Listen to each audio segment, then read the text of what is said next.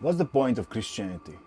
It seems like these people, these Christians, they go along with the lies and the evil scheming just as much as normal people do.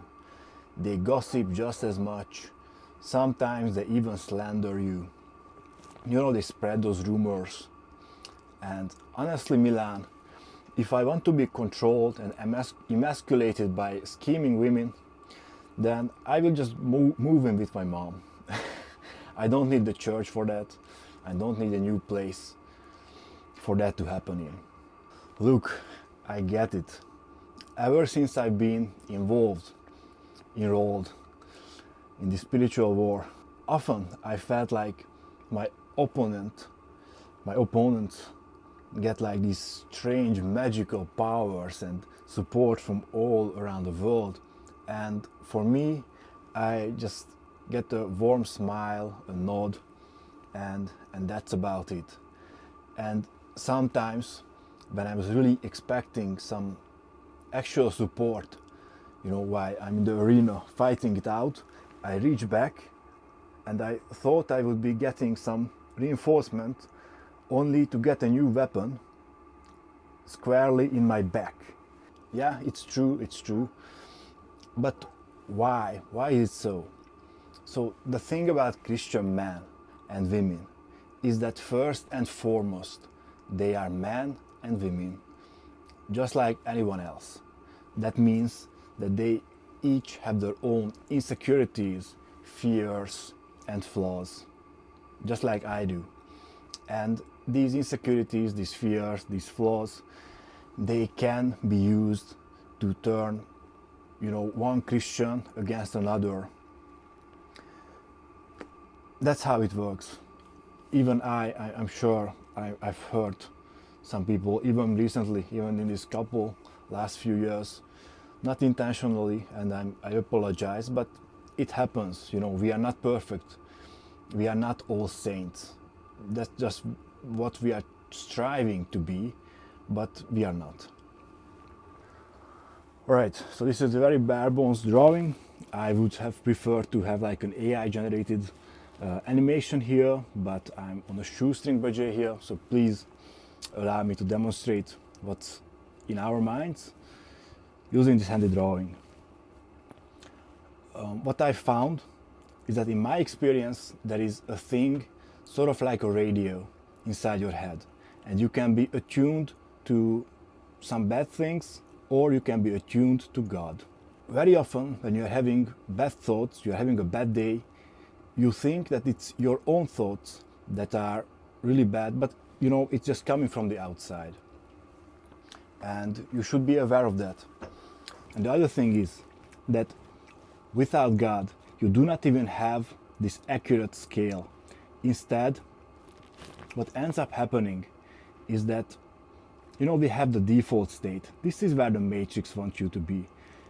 Just evil enough to end up in hell, but really not evil enough to merit any serious pleasures from the evil ones, because they don't like handing that out, and also not evil enough to cause any trouble to this system.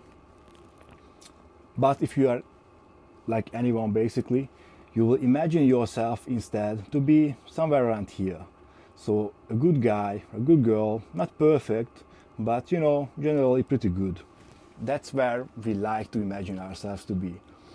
And if you have, a group of people especially who do not have this scale to guide them, they do not have God, they often end up coming together and they do things that make even the evil one himself smile while they are thinking they are doing something good. That ends up happening very often. So with that out of the way, where are Christians in this circle? Are they always saints? Do they always have perfect thoughts? No, the fact of the matter is, even saints themselves often struggle with temptations, with bad thoughts. But the thing about Christians is that we are aware of this scale and we try our very best to turn it clockwise, to move from our current sinful state to a better one. And through applying the teachings of Jesus Christ, for example, not reacting to evil with evil, but instead trying to turn the other cheek, trying to be nice to people even when they are bad to us. We try to turn this dial clockwise, not just inside ourselves, but also in people around us. That's the main thing. That's the main difference between Christians and non-Christians, that we are trying to improve. But it doesn't mean that we are always saintly, that we only have good thoughts. That's not the case, and it's unreasonable to expect that from other Christians as well.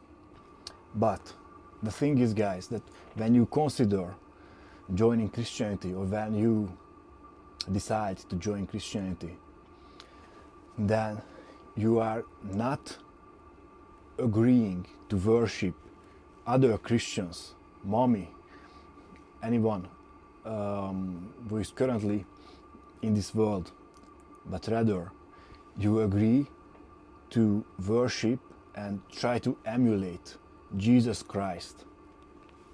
So he is the one who you should be looking to when considering whether you should be a Christian or not. You will find him in those comforting smiles, in knowing nods, in hints, in blessings of peace, calm, discernment, helping you avoid the many traps of the world. You will find him in blessings of steadfastness, of courage that you will receive. And he will guide you in this very confusing, very strange world. He is going to guide you if you just allow him to do so. And that's why you should be joining Christianity.